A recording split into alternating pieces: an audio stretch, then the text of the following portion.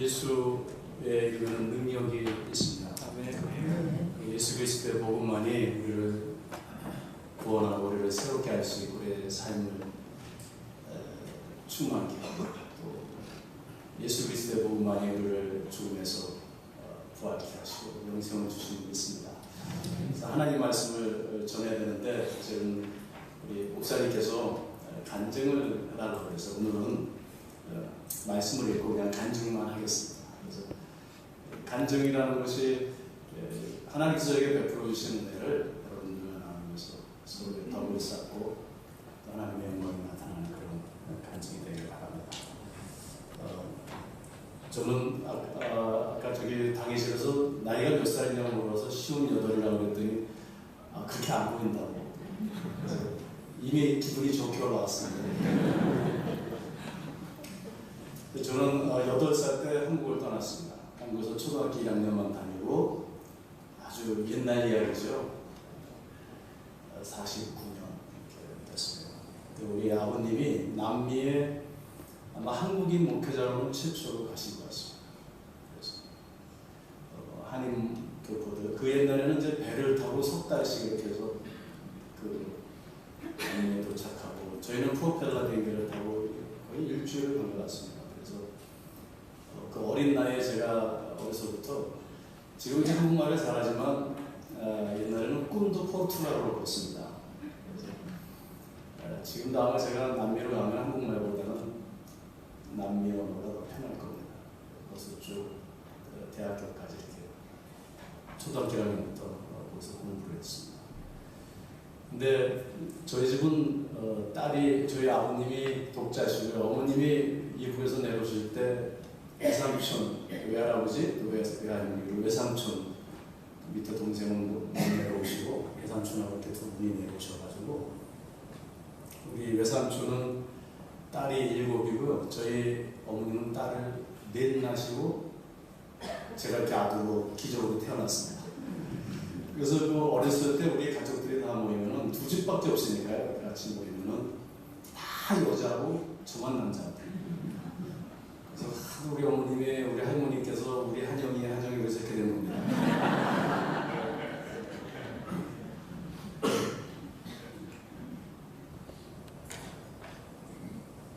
어렸을 때 이렇게 보면은 제 기억에는 그 가난한 시절에도 꽁치를 이렇게 부시면은 제가 꽁치를 너무 좋아합니다. 어저께도 우리 아내하고 저 아내가 너무 갈치가 먹고 싶어서 그 생선집에 갔는데 저는 꽁치 시켜서 먹었어요. 어렸을 때 먹었던 게 맛있는데 꽁치를 이렇게 구면 우리 어머님이 앞에 이렇게 갖다 주시고 그 사랑을 많이 받으면서 자라났습니다. 그리고 남미에서 이제 아버님이 그 공항에 나가서 조그만 봉고차를 하고 그때는 한국이 가난한 시절이니까 배를 타고 비행기를 타고 이렇게 남미로 이민을 오면은 그 나라는 영어가 통하는 곳이 아니고 옛날에는 이민을 가면은 못 돌아온다고 생각했습니다. 그리고 외국으로 돈도 없는 시절이고 그러니까 어떤 분은 100불 가지고 가족들이 오시고 여기는 아버님이 차를 몰고 이제 항상 공항에 가서 저하고 저는 그때 어린 나이죠. 공항에 한국 사람들이 내리면 차에 태워서 우리 집에 데려와서 그 정착할 때까지 1달이고 2달이고 같이 사는 거예요. 저희 집에는 항상 2식구, 3식구 같이 이민 오신 분들이 같이 살고 보따리 가지고 풀어서 이제 같이 먹고 정착할 때까지 돕고 그래서 제가 어린 시절부터 너무나도 시달렸습니다. 계속 사람들 오죠. 집 얻어줘야죠. 통역해 주러 다녀야죠. 학교 가서 공부해야죠. 나중에 저희 그 교회 300명, 400명, 700명 이렇게 늘기 시작한 가족들이 이민들이 오는데 얼마나 제가 뒷바라지가 힘든지 제 별명이 꼬마 변호사였습니다. 경찰서도 가고 뭐도 가고 이러면서 그래서 중학교 때 이러다가 내가 인생을 아버지가 목사고 선교사지 나는 내 인생을 살아야지. 그래서 아버님한테 지금 생각해보면 참 저희 아버님이 대단하신 게 제 아버님한테 저 타주에 가서 혼자 살겠습니다. 그때 14살? 근데 저희 아버님이요. 그래, 그럼 내가 한번 기도해볼게. 그러시고 고등학교 아침에 응답을 금방 받으셨는지 그래 한번 가봐라. 그래서 저희 집에서 1200km 떨어진 타주 거기에 가서 살게 됐고요. 그 제 위로 누님이 셋이고 여동생이 하나인데요. 계속 우리 외삼촌은 딸만 7 나시고 또 우리 어머니도 딸 나니까 제 바로 위에 누나 이름은 발견명제의 아들 자자로 이렇게 했는데 그래서 제가 태어났습니다. 그래서 그 바로 그 명자 누나와 제가 타주에 가서 이제 그 대학 준비를 입시 준비죠. 우리 한국에 수능이 있는데 남미도 만만치 않습니다. 4일 동안 수능 시험을 못해요. 하루가 아니라 아침부터 굉장히 경쟁이 심하고 그래서 이제 둘이서 대학교 입시 준비를 한 겁니다. 열심히 가서 공부를 하는데 우리 셋째 누님은 제 기억에는 제가 오늘 와서 죄송한데요. 여기 와서 보니까 윤효준 우리 전사님이 우리 저희 학교에서 공부를 하시는데 거의 90% 똑같이 생긴 것 같아요. 비슷한 거는 깜짝 놀라서 가만히 보니까 그냥 얌전하고요. 셋째 누님인데 그리고 공부를 얼마나 열심히 하냐면은 저는 뭐 이제 저도 열심히 했는데 우리 누님은 한 번 앉으면은 10시간이고 뭐 그냥 꾸준히 공부하는 그런 스타일이에요. 그래서 저도 열심히 해서 제가 이제 다른 건 좀 못해도 그때는 정말 내가 우리 부모님이 나한테 돈을 줄 것도 아니고 재산을 물려주실 것도 아니고 이 남미 땅에서 내가 혼자 열심히 정말 성공을 해야 되겠다. 의과대학에 가야 되겠다. 그래가지고 정말 열심히 공부했어요. 그 덕택에 이제 그 주에서 교과부에서 한 특수반을 만들어서 10명을 뽑는데 어떻게 제가 뽑혔어요. 10명 안에 들어가서 저희 누님하고 저하고 3살 차이가 나는데 제가 고등학교를 2년에 끝냈어요. 특수반에 들어가서 이제 이렇게 2학년, 3학년 과목을 같이 하면서 그래서 제가 어린 나이에 17살 때 의과대학을 들어갔습니다.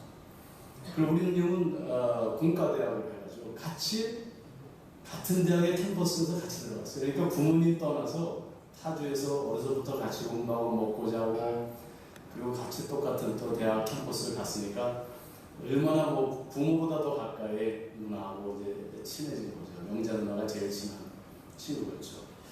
가서 이제 공부를 하는데 제 기억에 생물학 그 반에서 같이 공부를 했는데 코र्스가 같아가지고 그때 우리 교수님 그 별명이 마귀 할머니였어요. 얼마나 무서운지 그리고 점수가 얼마나 짜는지 그 교수님한테 가면은 C 이상 못 받는다 그랬다. 정석이에요. 그래서 이제 저는 C 받았는데 저희 누님이 A를 받았어요. 그래가지고 소문이 퍼진 겁니다. 그 몇만 명 되는 그 학교에서 동양인이 몇 명 없는데 우리 셋째 누님이 이제 그 공부를 잘해가지고 A를 맞으니까 막 이 남학생들이 우리 누님하고 연애를 데이트를 하려고 막 늑대처럼 달려들어가지고 제가 바디가드 하느라고 힘들었어요. 그렇게 재밌게 둘이서 공부를 하고 이제 거기서 같이 타주에서 살았어요. 서로 의지하면서. 저는 꿈이 내가 이제 의사가 되면 외과 의사를 할까? 저는 항상 밥도 왼손으로 일부러 왼손으로만 먹었습니다. 이거는 수술을 잘하려면 오른손에서 다 잘 써야 되니까 일부러 밥을 저는 오른손잡인데 왼손으로만 먹고 저도 나름대로 열심히 이제 준비를 하고 이렇게 됐어요. 근데 우리 누님이 이제 공부를 하시고 나이가 들어서 시집을 가게 되셨어요. 그래서 이제 저는 계속 이제 의과대학은 기니까 뭐 인턴십도 하고 해야 되니까 계속 하는데 저희 누님이 결혼을 해서 타주로 가셨는데 임신이 안 되는 거예요.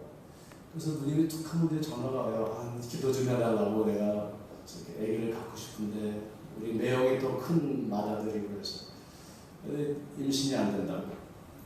그래서 누나하고 어떤 저는 정말 신앙이 없었어요. 제가 그냥 그 목회자 자녀로 태어나고 또 자라나고 그랬지만 어린 나이에 또 집을 나서 혼자 살면서 그 뭐 하나님에 대한 그런 어떤 신앙이 없었던 제 기억에는 없었던 것 같아요. 그냥 교회 주말에만 가고 이런 건데 우리 셋째 누님은요 기도도 열심히 하고 공부도 열심히 하고 신앙도 예쁘고 정말 제가 볼 때는 저렇게 착한 사람이 어디 있을까 신앙도 좋고 그런 누나였어요. 근데 임신이 안 된다고 그렇게 고민을 하더라고요. 근데 1년 2년 계속 임신이 안 되니까요 너무 임신을 하고 싶은데 안 되니까 우울증이 오게 되더라고요.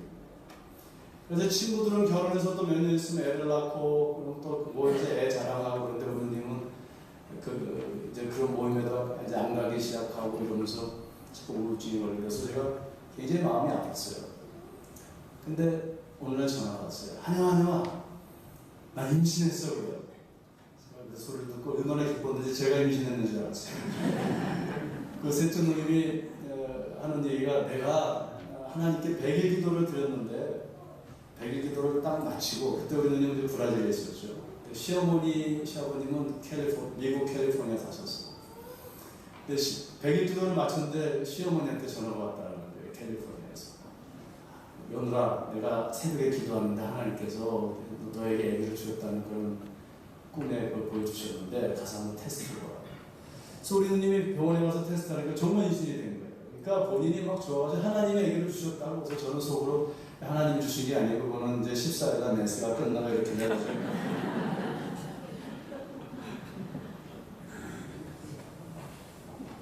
의학적으로 그렇게 된 것이 뭐. 저는 그렇게 이야기를 했죠. 그러면서 어쨌든 누나가 임신하니까 너무 기뻤어요. 그리고 한 3개월쯤 지났나요? 전화가 왔어요. 워낙 타주니까 서로 못 보잖아요. 1000km 이상 떨어진 데서 사니까. 다 죽는 소리예요. 한영아, 나 지금 너무 아픈데, 이렇게 이야기를 해요. 칼하고 도끼로 이 엉덩이부터 이 다리를 다 자르는 것처럼 아프고, 네가 좀 와가지고 그래. 아니 누나, 좀 빨리 병원에 가야지. 나 자기는 동생이 의사인데 너한테 먼저 한번 진찰 받고 싶대요. 하도 그래서 제가 주말에 이제 비행기 타고 갔어요. 가서 이렇게 보니까 들어와가지고 움직이지를 못해요. 얼마나 아파하는지. 어찌 할 바는, 아니 누나 이렇게 아프게 때까지 참으면 어떡하냐고. 근데 제가 이렇게 보니까 느낌에 뭐 제가 이제 의학을 하니까 이렇게 진찰해 보니까 척추에 뭐가 있는 것 같아요. 말은 안 하고, 누나 뭐 좀 심각할 수 있으니까 좀 월요일날 꼭 대학병원에 산부인과 가서 진단받고 누나한테 말해요. 비행기 타고 다시 왔어요. 왔더니 그럼 이제 며칠 지났는데 그 다음 주에 연락을 했어요. 자기가 아직도 많이 아픈데 병원에 갔더니 의사가 오진을 한 거예요. 아기가 너무 커서 자궁이 척추를 눌려서 이렇게 아픈 거라. 그래서 제 생각에 그건 아닌데, 그러다가 뭐 대학병원에 가서 그렇다니까 알았다고 그랬어요. 근데 사실 그게 뭐였냐면 척추에 암덩어리가 생긴 거예요. 근데 여러분들, 여성들은 이제 임신을 하면 여성 호르몬이 10배에서 30배 올라가죠. 아시죠? 스트로겐이. 그 여성 호르몬이 이렇게 분비가 많이 돼서 아기 세포가 빨리 자라게 하는 건데, 그때 암이 생기면은 아기 세포만 빨리 자라게 하는 게 아니라 그 에스트로겐이 암 세포도 빨리 자라게 해요. 그러니까 배는 불러오면서 이 암덩어리가 척추에서 이 척추뼈를 부시면서 커지기 시작합니다. 여러분들 그 이빨 신경 아파보셨죠? 뭐 실보다도 보이지 않는 그런 신경이 조금만 건드려도 아픈데, 척추 신경은요, 손가락만한 것들이, 그리고 우리 몸에서 제일 아픈 게 뼈에 있는 신경이에요. 근데 생뼈를 암세포가 부러뜨리니까, 그러면서 이거를 다 눌리니까 배는 불러오죠. 그 아픔이라는 것은 의학 체계도 없는, 말로 표현할 수 없는 아픔인데요. 모성애가 얼마나 강한지, 우리 누나는 이 애는 하나님이 주셨다 이거 병원을 안 간 거예요. 그러니까 매형이 옆에서, 저는 이제 전혀 그런 거 모르고 타주에 있으니까. 근데 하루는 연락이 왔어요. 누나가 너무 아파서 그때 매형이 좀 사업을 크게 이렇게 하셨어요. 그러니까 또 저희 아버님 어머니는 미국에 사셨고요.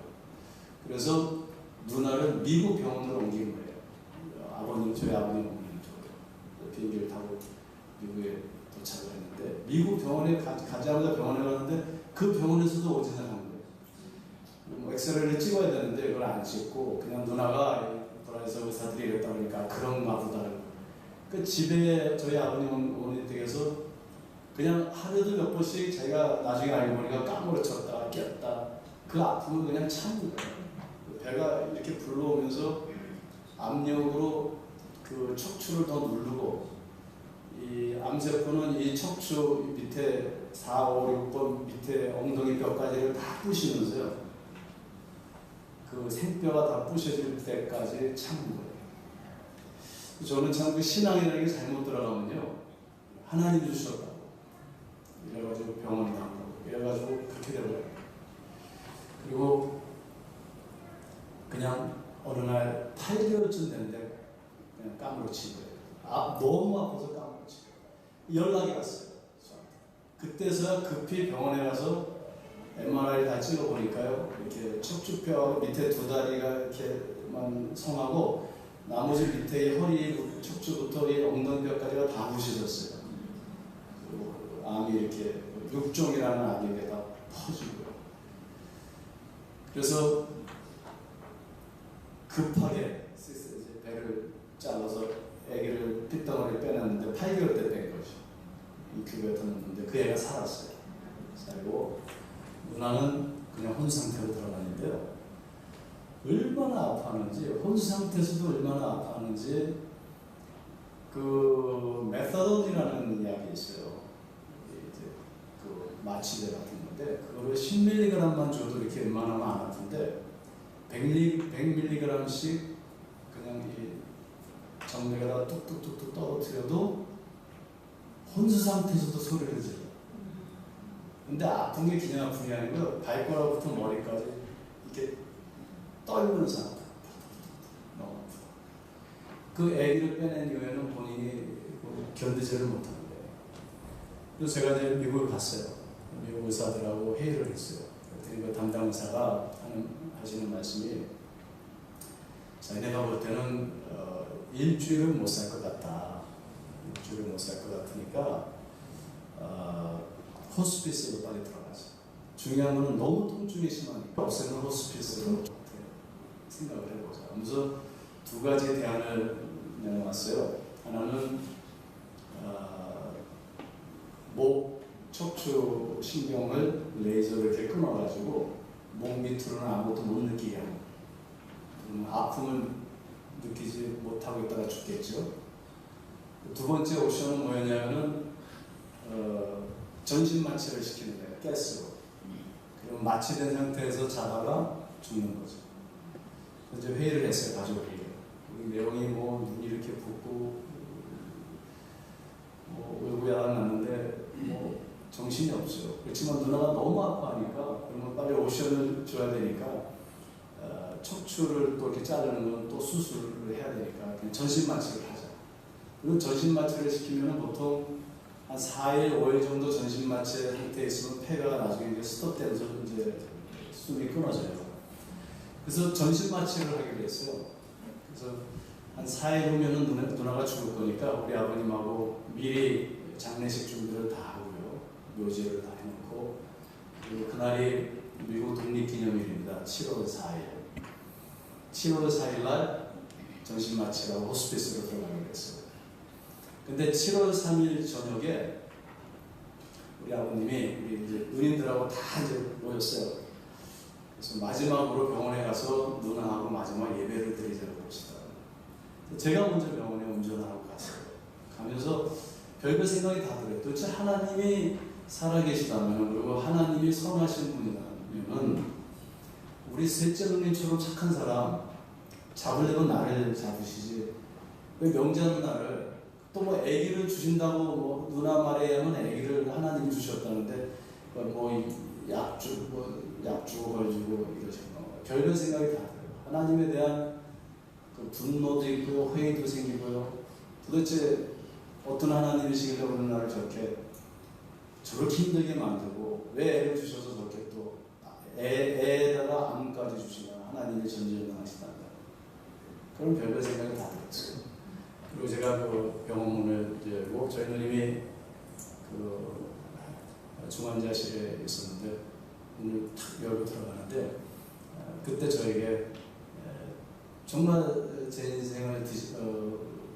인생의 반전이라 할까요? 저를 변화시킨 사건이 일어났어요. 문을 여자마자 저에게는 그 환상이 보였는데 우리 누님이 혼상태 들어오던 사람이 앉아있어요.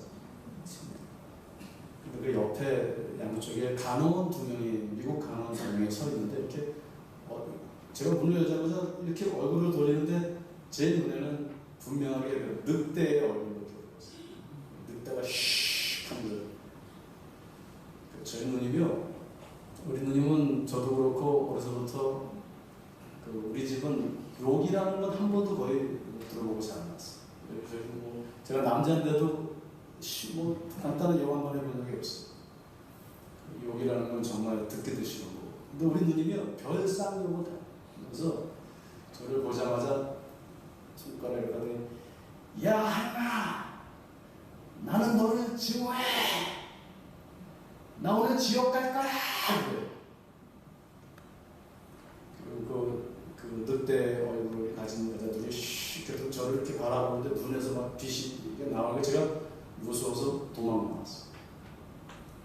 도망 나오면서 그냥 머릿속에 스쳐가는 거예요. 그래서부터 우리가 주일학교 자라면서 천국, 지옥. 너무 무서워서 나와가지고 거기에 이제 미국 간호사가 바깥에 있는데 가서 제가 막 가가지고 급하게 가서 저 안에 이상한 사람들이 있다고 막 도와달라고 그랬더니 그 간호원이 저를 이렇게 두드리면서 딱 들고 이렇게 합니다. 진정하세요. 저기 아무도 없어요. 저한테 용기를 내서 다시 들어갔어요. 들어갔더니 그 두 명이 계속 움직이고 있어요. 우리 누님이 또 저한테 손가락을 이렇게 하더니 또 저를 막 저주해요. 욕을 하면서 자기 지옥 간다고. 근데 그때 우리 할머니, 어머니, 아버님 이렇게 들어오시죠.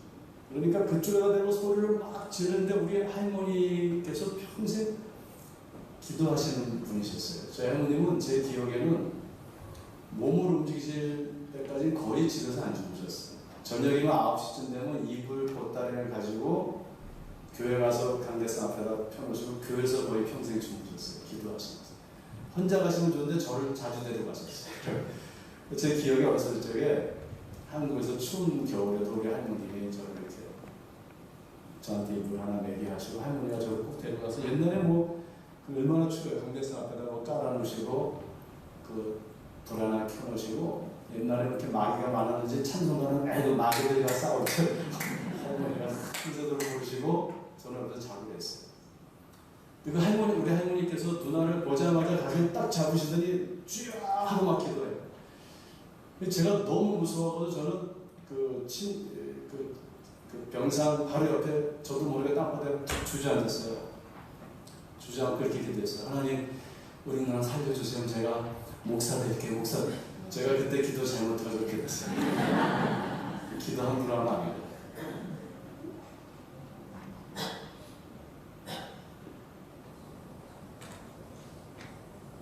그래서 막 기도를 하는데요. 한참 있다 보니까 누나가 뭐 샤라샤라샤라샤라샤라샤 막 이상한 이야기를 하고 야단났어요. 나중에 제가 안 보지만 우리가 연약할 때 성령께서 우리의 기도를 도우십니다. 이렇게 방언으로 도우시고 학생들이 탁 이렇게 쓰러져가지고 조용히 누나 저를 이렇게 봤어요. 조용히. 저는 뭐 이제 발발발 떨고 있는데 누나가 눈을 뜨더라고요. 뜨더니 우리 아버님의 손을 잡고 영자야 그랬더니 아버지 걱정하지 마세요. 천국 가서 만나요. 그래요. 그리고 그냥 잠이 들었어요. 제가 밤을 꼬박 샜어요. 잠이 안 오죠. 밤을 꼬박 거기서 새고 새벽이 됐어요. 아버님이 오시더니 이제 7시에 마취를 하는데 마취실로 들어가야 되는데 저희 아버님이 제 손을 잡고 한영아 누나 마지막으로 수술실 들어가서 그 마취 옆에 좀 서서 기도를 해주렴. 네가 그래요. 아버지에게 수술실에 가족이 들어가지 못해요. 의사들만. 너도 의사인데 좀 네가 얘기해봐. 아버지 소원이다. 내 마지막 소원이다. 네가 들어가서 누나 마지막. 그러면 그때 마취하면 끝이거든요. 3, 4일 후에는 이제 묘지에다 묻어야 되니까. 그래가지고 미국 마취사가 왔는데 제가 우리 아버님 이야기를 했더니 why not just come in and join us? 같이 도와달라. 그랬더니 같이 하자. 너도 의사인데 같이 하자. 그래가지고 마취사하고 저하고 간호원 2명하고 4명이 들어갔어요. 이제 다 수술복을 입고 주사를 놓고 가스를 뿌리려고 하는데 제가 우리 누님 머리 쪽에 서 있었어요. 저도 마스크를 쓰고 이제 수술실이니까. 누나가 갑자기 눈을 탁 뜨는 거예요. 그때 한국말로요. 배고파 그래요. 옆에 미국 의사가 깜짝 놀라가지고 말을 하니까요. What is she saying? 뭐라고 그러냐고. 그래서 She's saying she's hungry. 배고프다 그러네요. 그랬더니 이 마취자가 아유, 배고픈 사람은 어떻게 전신 마취, 이건 잘못하면 안락사다. 좀 다시 한번 우리가 논의를 하고 결정을 짓자. 그래서 캔슬을 하고 나온 거예요. 나와서 27년을 사신 거예요.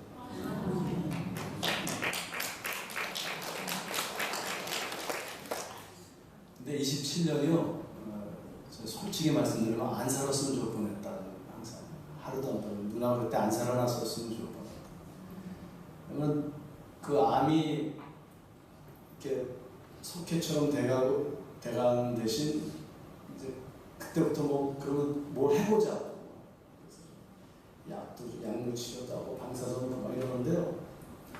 죽지는 않아요, 누나가. 근데 온몸이요 다 망가지는 거예요. 그리고 여러분들 이빨 1시간만 아프도 아프시죠? 근데 그 뼈를 부시고 신경 눌리는 그 아픔이요, 하루 24시간 365일 27년이라고 한번 생각해봤어요. 그리고 살이 썩어서 뼈가 나오고요, 여기 구멍을 다 뚫어서 대변 한 번 보려면요 1년에도 몇 번씩 수술을 해야 돼요. 똥주머니를 바깥으로 빼서 하고요, 이쪽을 또 오줌은 이쪽으로 빼내고요. 누나가 항상 저한테 그랬어요. 야, 너는 화장실 가서 그냥 소변 보잖아. 감사해야 돼. 소변 한 번 보기 위해서 얼마나 고통을 당하는지 몰랐어. 한양아, 너는 그냥 뒤보고 싶으면 화장실에서 대변 보잖아. 감사해야 돼. 너는 자다가 몸을 이렇게 돌릴 수 있잖아. 우리는 마음대로 못 돌려요. 밑에 마비가 돼요. 살이 썩고. 근데 누나가 그 마취실에서 나와가지고 이런 얘기를 했어요. 자기도 이제 누나가 다 아니까요. 일주일밖에 못 산다고 그랬거든요. 그러니까 자기가 일주일을 살 건데 하고 싶은 게 꼭 있대요. 그래서 뭐를 원하느냐 그랬더니 교회에 가서 화장실을 한번 깨끗하게 청소하고 싶대. 근데 저희 명자 누나가요, 거의 완벽주의자예요. 그렇게 오랫동안 아프고 똥주머니 찼어도 냄새 하나씩이 안 났어요. 그렇게 깨끗하게 살았어요. 근데 그 매형이 누나를 업고 화장실 교회 갔더니 그냥 화장실을 반짝반짝하게 그냥 딱 그 몸을 끌고 가서 다 닦았어. 다 닦고 일주일 후에 안 죽어서 할 수 없이 또 가고 안 죽어서 또 가서 27년을 화장실 청소했어요. 주말에. 그리고 이제 그 몸을 가지고요, 멀쩡한 부부들이 막 싸우잖아요. 젊은부터 사지가 멀쩡한데 사랑해도 모자란데. 근데 저희 매형은요, 그런 누님을 옆에 두고도 얼마나 사랑하는지요. 정말 27년을 신혼부부처럼 사랑해줬어요. 우리 누나가 27년 산 거는 우리 매형의 그 사랑을 어떻게 말로 표현할 수 없어요. 제가 매형한테, 저희 매형 운동도 막 좋아하고 막 오토바이도 타고 뿌듯하고 이런 사람이었는데, 누나 아픈 이유는 누나 옆에서 27년을 대변 받아내고 소변 받아내고 어디 아프다고 하면 가서 만져주고 좋은 건 다 사다 주고 어떻게든지 살리려고. 저 같으면 죽었으면 하고 싶었을 거예요. 제가 우리 명자 누나가 병원에 있을 때 너무 아파해가지고 몰래, 의사 몰래 그 메타돈을 200, 300으로 이렇게 올려가지고 거기 누나를 몇 번 죽이려고 했어요. 너무 그 아파하는 걸 못 봐요. 그때 제가 죽였으면 살인자가 됐겠죠. 근데 정말 아무리 그걸 몰려도 안 죽어요. 근데 제가 그걸 언제 스톱했냐면요, 한 번은 제가 미국 간호원이 써놓은 차트를 이렇게 봤더니 이렇게 써놨어요. 24시간 모니터링 하는 거거든요. 이 명자는 언니 둘의 여동생이 있는데, 여동생하고 언니들이 올 때는 몸이 좋고 남동생이 올 때는 몸이 나빠진다 써놨어요. 저는 가기만 하면 제가 밤새면서 그 약을 올려가지고 죽이려고 가슴이 철렁해가지고 그때 스톱한 거예요. 그래서 죽었겠죠. 근데 우리 매형은 그 누나를 살리려고요, 다 죽어도 이게 너무 어느 때는 아파서 땀을 치고요. 그 다음에 이제 균이 몸으로 잠깐 퍼진, 마이신 먹어도 나중에 안 되니까 마이신을 너무 많이 먹었어요. 맛이 균이 퍼지는데 보통 우리 열이 0.5도만 올라도 몸이 힘든데 누나는 매일 힘드니까 자기가 힘든지 모르는 거예요. 그 열이 올라서. 그래서 열이 40도 돼야지 그때 까무러쳐. 그럼 마이신도 안 되니까 병원에서 일하러 가면요. 병원에 이런 물탱크에다가 얼음을 깍둑 채우고 옷을 벗겨서 그냥 담궈요, 거기다. 그 방법밖에 없어. 안 시키면 뇌가 1도 넘어가서 뇌가 파괴가 되는 거예요. 그런 생활을 반복적으로 하는 거예요. 그렇지만 시간만 되면요, 오뚜기처럼 일어나서 교회 가서 화장실 청소하고요, 성가대도 하고요, 주일학교 봉사도 하고요, 주말이면 감옥에 같은 사람들 앞에가지고 가서 전도하고요, 누게림 환자가 있으면 찾아가서 그렇게 병문안 가서 막 자살하려고 하는 사람, 힘든 사람들 가서 용기를 주고요, 나는 똥주머니 오줌을 이렇게 아픈데 그냥 참고 사는데 살라고. 초기에는 너무 아프니까 이런 얘기까지 됐어요. 예수님이 아파봤자 몇 시간 아팠어. 나보다는 안 아팠어. 누나가 그랬어요. 정말 그래요. 근데 그 고통을 가지고요. 그 예수님이 누군지, 그 예수님 때문에, 예수님을 경험한 누나가 오히려 그 아픔을 가지고 아픈 자를 사랑하고 아픈 자와 공감하고 아픈 자를 섬기고 이민원 사람들 영어 통역해주러도 다니고, 그 다음에 또 이렇게 뭐 사회복지 타겟 이렇게 그 복지도 좀 혜택 받을 수 있도록 이렇게 가서 도와주고. 그러면 그 사회복지사가 그런데요. 그러면 한 사람은 건강한 사람이 와 있고, 한 사람은 똥주머니, 오줌주머니 삐쩍 맞아서 휠체어 타고 와서 이야기가 누가 혜택을 받으러 와 있는 거예요. 이렇게 그 아픈 몸을 가지고 열심히 살았어요. 저희 매형은 누님이 매 성경 구절을 뭐 일주일에 몇 번씩 바꿔가지고 그때 필요한 말씀을 써가지고 누나가 보기 좋은 데다 다 붙여놓으세요. 항상 웃는 모습으로 누나를 사랑하고 돕고 옆에서 사랑해주고. 저희 아버님이 한 번은 우리 누나에 대해서 이야기를 좀 써가 타이핑을 해가지고 오셨어요. 그래서 한영아, 너 이거 좀 책으로 한번 써봐.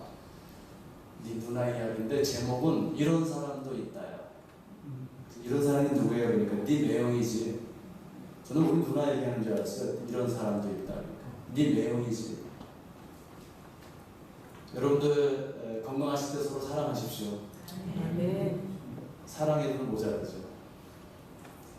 하나님의 사랑이 얼마나 큰지요. 우리 누나가 그 고난을 주님의 사랑으로 극복하고요.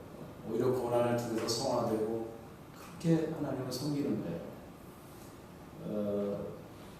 저도 많이 달라졌어요. 저는 환자를 이렇게 볼 때 배가 아프면 배만 보이고 눈이 아프면 눈만 보였는데요. 우리 누님이 아픈 이유로는 환자가 아프다 그러면 저도 같이 아픈 거예요. 얼마나 힘들까. 그 가족은 얼마나 힘들까. 그래서 하루는 인턴 때인데요. 병원에서 이렇게 퇴근을 하다가 복도를 지나가는데 안에서 끙끙 앓는 소리가 들려요. 옛날 같으면 제 환자도 아니고 그냥 지나가는데 누나가 아픈 다음부터는 아픈 사람의 마음을 알겠어요. 그래서 이제 들어가 봤어요. 그랬더니 소년인데 이 암이 다 이렇게 퍼져가지고 암덩어리 하나가 눈 뒤에서 이렇게 나와가지고 눈알이 바깥으로 이렇게 나와있어요. 죽기 직전에 그냥 겨우 견디면서 통증 끙끙 앓고 있어요. 이렇게 보고 그냥 나왔어요. 집에 가서 잠을 자려고 그러는데 잠이 안 와요. 아니 암 병원 거기에 뭐 다 암 환자고 다 그런 사람인데 옛날 같으면 아무 느낌도 없는데요. 사람은 자기가 고난을 받아지면 남의 고난을 알습니다. 고난의 기능 중에 하나가 그거 같아요. 그러니까 하나님께서도 우리에게 너 고난 받니? 하나님께서 우리의 몸을 입으시고 이곳에 오셔서 우리의 죄의 그 고난을 대가를 다 십자가에서 치워주시고 고난을 받으신 거죠. 우리와 공감해 주시고 우리를 대속해 주시고. 그래서 들어놓다 다시 일어나가지고 옷을 입고 병원을 다시 갔어요. 그 방에 들어가가지고 그 소년을 붙잡고 야, 나는 네 담당 의사는 아닌데 내가 우리 누나의 이야기 좀 해줄게. 그리고 우리 누나 아픈 이야기 막 해주니까요, 이 친구가 신이 났어요. 여기 아픈 사람은요, 누가 아프다 그래서 신이 납니다. 그리고 저는 한 번도 제가 복음을 전한다든지 누구한테 예수 믿으라는 말 해본 적이 없어요. 그 친구에게 그 누나 이야기를 해주는데 갑자기 성령께서 역사를 하시더라고요. 그 방이 따뜻해지고. 그래서 내가 너 이제 내가 볼 때가 저기 너도 잘하잖아. 솔직하자. 지금 이 안마의 마지막인데 내가 죽을 수도 있는데 저 우리 누나도 그렇고 너도 그렇고 하늘나라에 가면은 우리가 부활하는 몸으로 깨끗해지고 새로워지는데 하늘나라로 인도하시는 분이 예수님이십니다. 예수님 영접할래? 근데 복음은요 너무 단순한 거예요. 예수의 이름에 능력이 있는 거예요. 우리의 말재주 있는 것도 아니고 우리의 논리 있는 것도 아니고 복음의 비밀이에요. 그 친구가요 예수님을 영접합니다. 저 너무 깜짝 놀라가지고요. 그렇게 말하고도 제가 놀랐어요. 그럼 내가 기도해 줄까? 기도해라. 그래서 같이 영접 기도를 막 했어요. 그냥 그 친구가 그렇게 얼굴이 밝아요. 저도 너무 기뻐가지고 밤에 돌아왔어요. 신나게. 새벽같이 이제 출근해서 그 방에 갔더니 방이 비어져 있어요. 그래서 간호사한테 물어봤더니 3시에 죽었대요. 제가 그때 생각했어요. 우리 누나가 안 아팠었다면 이 친구가 예수님은 모르고 죽었겠죠. 우리 누님이 좀 아파도 그 아픔 때문에 너무 많은 사람들이 위로를 받는 거예요. 그냥 아프다고 좌절하고 원망하고 우울증에 빠지고 불평하고 그런 것이 아니라 예수를 믿는 것은 건강하든 아프든 그 안에서 영원하신 하나님의 선하신 섭리를 보게 되고 깨닫게 되는 것이죠. 저 누님이 27년을 그렇게 사셨습니다. 저는 하나님한테 우리 누나 살려주시면 목사 된다고 했는데 일주일이면 죽을 거니까 그런 기도 했죠. 일주일이 지나도 안 죽지요. 1년이 죽어도 안 죽지요. 2년이 죽어도 안 죽지요. 3년이 지나도 안 죽지요. 그러니까 그 마음에 양심 갇히게 되는 거예요. 누나를 살려주시는 목사가 된다고 했는데 저는 브라질 남미에서 국가대학을 하고 미국에 가서 뉴욕 암센터로 들어가게 됐어요. 포스트닥 펠로우 이렇게 닥터 마치고 또 펠로우로 들어가는 거죠. 그때 그 병원에 그 환자를 넣고 500대 1이었는데요. 그 원장님이 얘기해 주시는데 그 뉴욕 암센터가 세계에서 제일 좋은 암센터예요. MD, PhD만 한 6천 명이 있어요. 근데 다 뭐 의사들이고 뭐 유명한 대학에서 다 공부. 저는 남미에서 동양인이 뭐 인도를 함께 들고 왔는데 저 지금 생각하면 기적이에요. 저를 뽑아줬어요. 그래서 어린 나이에 거기 들어가서 이제 막 교반해가지고 으쌰으쌰 할 텐데 누나가 안 죽는 거예요. 나는 여기서 계속하면은 뭐 교수도 되고 뭐도 되고 막 꿈에 부풀어 있는데 누나가 안 죽는 거예요.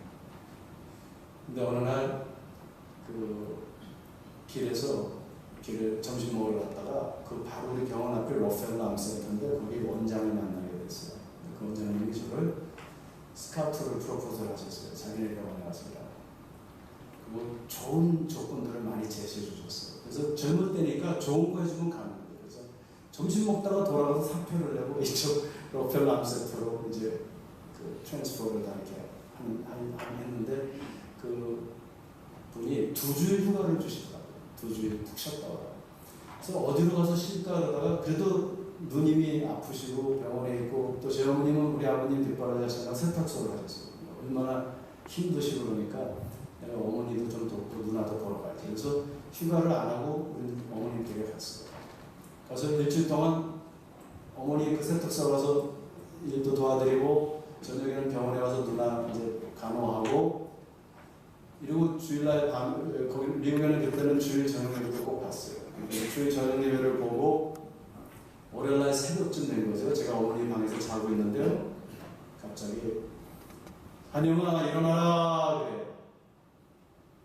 제가 깜짝 놀라서 벌떡 일어났어요. 제 앞에 누가 이렇게 한 분이 서 계세요. 좀 더 제가 조금 이상한 얘기하니까 저 미친 사람을 보지 마세요.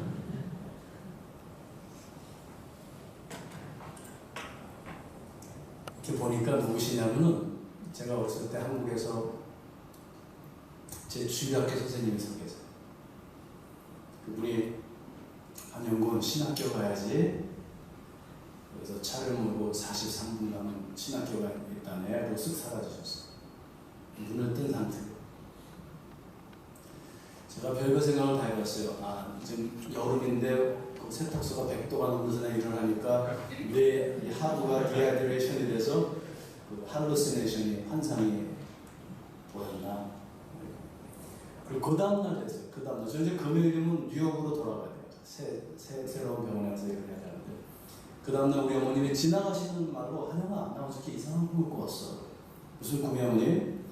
글쎄 네 주일학교 선생님이 내 꿈에 나타나셔가지고 사모님 아드님한테 신학교 가라고 하세요. 그러더라. 그리고 신학교 이름도 줬는데 내가 영어가 잘 못 알아들었어. 깜짝 놀라가지고요. 그 미국에는 전화번호 책이 있어요. 옐로우 페이지. 그 전화번호를 막 찾았어요. 그 어머니 사는 쪽에 43분 차를 몰고 가봤으니까. 우리가 신학교가 없어요. 저는 그때 신학교 신자도 모르고 장로교가 뭔지 감리교가 뭔지 성교교가 뭔지 아무것도 몰라요. 어렸을 때 교육에서 다. 그래서 그 전화국에다 전화를 했어요. 미국에는 영번호를 돌리는 오퍼레이터가 났거든요. 이 근처 1시간 안에 그 신학교가 있냐니까 없대요.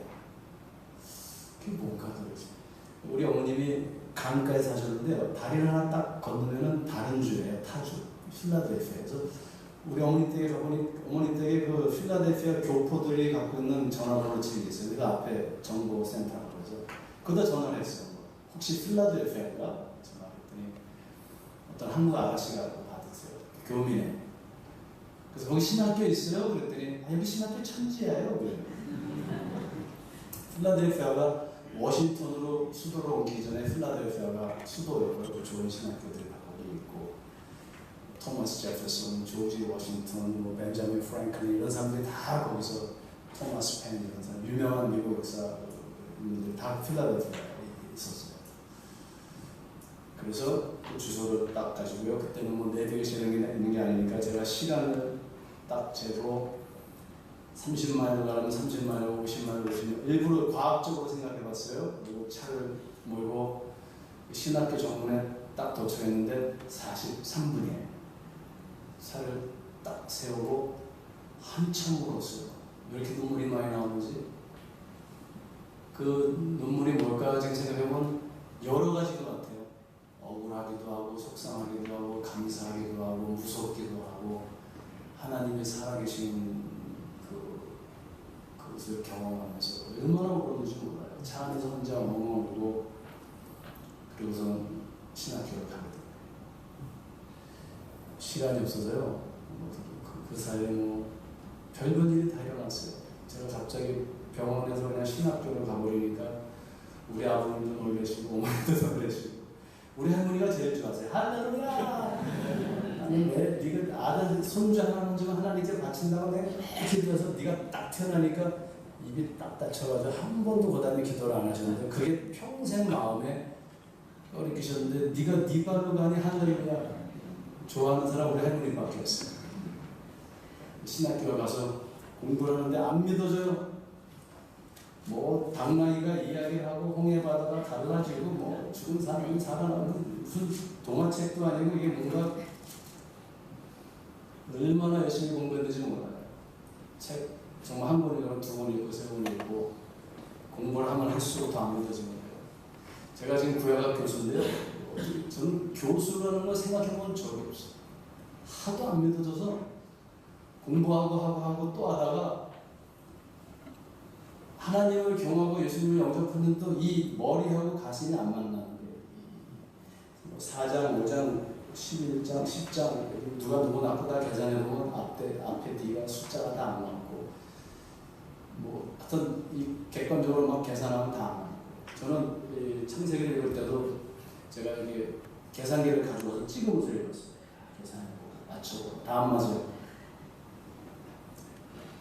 그래서 우리 아내한테 그랬죠. 나는 하나님은 믿는데 예수님은 글쎄 성경은 이게 내가 더 이상 양심상 그냥 그만두고 병원으로 가야 되겠다니까 우리 아내가요. 제 아내는 저랑 결혼했을 때 별로 이렇게 신앙이 별로 없었어요. 근데 신학교 제가 가니까 신학교 사모님들하고 FT 하면서 신앙이 좋아졌어요. 그래서 신학한 사람은 이렇게 되고 우리 아내가 누구는 박사까지 하고 이렇게 하나님 자녀들 공부나 더 하라고. 그래서 정말 고민이 많았어요. 그래서 성경을 이게 정말 진리라면 하나님이 가르쳐 주셔야 됩니다. 그래서 제일 어려운 구약적으로 박사과정을 시작했어요. 6년 동안 하면서 하나님께서 성령으로 역사하시는데요. 저는 박사과정 하면서 거듭났어요. 그리고 성경이 하나님의 말씀으로 읽혀지기 시작했어요.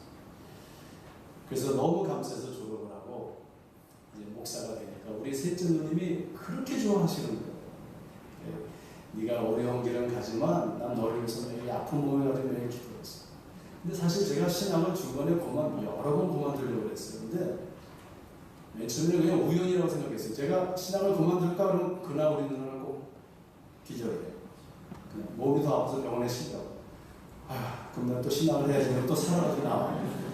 이게 한두 번 그런 건 우연인데 매번 그랬어요. 나중에는 제가 무서워서도 그만 못 두고 누나 때문에 그냥 명자 누나 때문에 공부합니다. 계속 공부하고. 제가 이렇게 지금 말을 쉽게 하지만 참 긴 세월이었고 힘들었어요. 먹고 사는 것도 힘들어지고 제가 밤에 가서 아르바이트하고 아침에 와서 또 공부하고 교회 봉사하고 애 키우고 이러면서 정말 힘들게 신앙을 하겠는 공부를 했는데 하나님의 은혜 마치 되돌아보면 하나님께서 그런 과정을 통해서 저를 훈련시키시고 그래서 마치자마자 이제 목회를 위해서 시작했어요. 열심히 얼마나 목회가 재밌는지요. 왜냐면 목회라는 것은 정말 하나님 성령님께서 하시는 거죠. 그리고 논리적으로 되는 게 아니에요. 어떤 아주머니는 저한테 목사님은 뭐 미친 사람은 아닌데 좀 미친 사람 같기도 하고 도대체 저는 예수가 지금 교회 나온 지 2년 열심히 제가 믿었는데 안 믿어져요. 그런 분들이 계셨어요. 제가 성령님께서 이제 믿게 하실 거예요. 어느 날 운전하다가 차를 세우고 전화를 하시는데 목사님 제가 운전을 하고 있는데 갑자기 예수가 그리스도시고 나의 구주라는 걸 그냥 알게 됐어요. 너무 감사해요. 이런 일들이 막 벌어지는 거예요. 교회가 이렇게 부흥돼서 시골에 조그만 교회를 하나 이렇게 헌당식을 하게 됐어요. 다 교회를 졌어요. 지고 그 땅이 이렇게 축구장 한 2배만한 거의 3배만한 땅이기 때문에 거기다 교회를 짓고 앞으로 거기다 양문도 다 짓고 우리 교우들이 같이 살아야 되겠다. 그런 비전을 갖고 헌당식 끝내자마자 우리 저랑 같이 사역했던 그 팀들이 있었는데 전도사님 한 분이 목사님 이제 교육도 다 이렇게 짓고 그랬으니까 우리 다른 데 가서 좀 어려운 곳에 가서 또 개척해요. 이 교회는 이제 다 이렇게 든든해졌어요. 근데 젊은 때니까 그래 우리 또 그런 영웅심도 있고 우리 바오사도처럼 또 우리 다른 데로 가자. 그래가지고 그 전사님 먼저 떠나고 저는 1년 후에 떠나기로 했어요. 근데 제가 병이 났어요. 병이 아니라 뭐 교회 지면서 너무 신경을 많이 써가지고 아침에 눈을 뜨면 몸이 안 움직이는 거예요.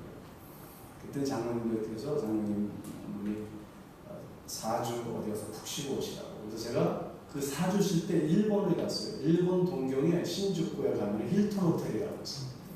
그 힐튼 호텔을 갔는데 거기 도쿄에 가수이코 도요타라고 저랑 일본 3세인데 의과대학을 같이 졸업하고 안과 의사로 일본에서 살고 자기 아내가 제1교포도 의사예요. 그래서 제가 전도하려고 제일 친한 친구였거든요. 한방에서 기숙사 생활을 한 5년 같이 했거든요. 그래서 그 친구 가서 전도하고 교회 가서 그리고 교회 부부를 데리고 이제 교회 가서 신주쿠에 있는 교회 가서 목사님 소개도 해드리고 이렇게 다 전도하고 금요일날 밤이에요. 이제 토요일날 아침에 떠나야 되는데 제가 그 로비에 이렇게 앉아 있는데 내 앞에 누가 지나가시냐면은 10년 전에 저를 신학교 가라고 하셨던 주일학교 선생님이 동경 신주쿠 힐튼 호텔 이건 꿈이 아니고 제 앞에 지나가셨어요. 그분이 누구시냐면 성결대학교 전 총장이세요. 성기호 총장님이세요. 그분하고 우리 아세아나 신학대 제가 전 성교교는 여기 윤택구 총장님 두 분이 그때 거기서 무슨 회의가 있어가지고 일본에 오셨는데 그래서 제가 뛰어가가지고 인사드리고 나가서 우동 먹으면서 제 간증을 다 했어요. 그랬더니 우리 송기 목사님이 내가 그렇게 나타났어? 그 두 분이 저는 정말 한국에 오고 싶지도 않았고 올 일도 없고 너무 어렸을 때 떠났고 제 아내는 그때 이제 의과대학 졸업하고 레지던시 끝나고 병원에서 일한 지 6개월밖에 안 됐고 교회 헌당식 끝내고 겨우 이제 그냥 좀 안정되려고 하는 그리고 둘이서 공부해서 빚도 많이 졌어요. 근데 우리 한국에서 제가 한번 교수로라고는 절대로 안 왔어요. 근데 그 송기 목사님이 그 목사님하고 여기 우리 아스나 신학교에 선교사로 가고 우리 그들을 섬기러 가고 1년을 이렇게 계속 부르셔서 하나님의 인도하심에 따라서 이렇게 한국에 와서 여기까지는 쓰게 된 겁니다. 제가 한국에 와서 그 민수기 강의 책을 한 권 출판하고 누나한테 보냈습니다. 미국에 아픈 누나한테 누나 그 앞쪽에다 셋째 눈이 명제단에 헌정합니다. 이렇게 해서 책을 보냈더니 누나가 전화가 왔어요. 한영아, 내가 이 책을 읽어보니까 신학책이라 좀 어려서 뭔지는 잘 모르겠지만 너무 감사하네. 내가 이제 죽어도 될 것 같아. 그리고 일주일 후에 정말 죽었어요. 27년을 사셨습니다.